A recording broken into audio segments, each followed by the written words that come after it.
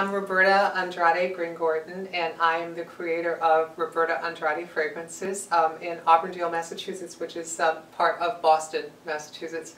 And I started my fragrance company a few years ago with my first collection called Elemental Scents, which included air, earth, fire, water, and spirit.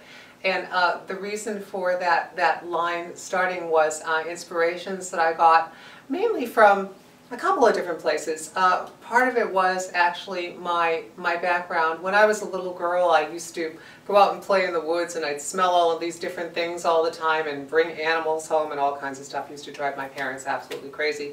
And I loved the smell of all these like little plants and things that I would see out there, and I'd smell them and go, oh, that smells so neat. And I was always fascinated by these things. And I was fascinated by nature.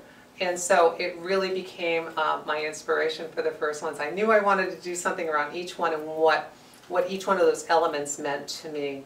Now moving on, coming up with the next line, I'm actually looking to build out my next collection, which is coming out in the summer of 2013, which is called Collection Supreme.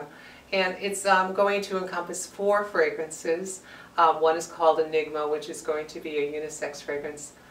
Mal Supreme, which is going to be a very nice, masculine, crisp sort of men's fragrance. Femme Supreme, which is the woman's fragrance, and it's going to be a very nice, feminine, sweet, floral type of composition. And then finally, my favorite number, this is my lucky number and my favorite number in the world, number 13. And number 13 is going to be a very deep and mysterious sort of oriental fragrance, and it's going to be the one that I want to wear every day. It's going to be sort of like my go-to fragrance for those special occasions. So yeah, so that's all coming along very well. I've been doing this now. I actually started studying perfumery 10 years ago.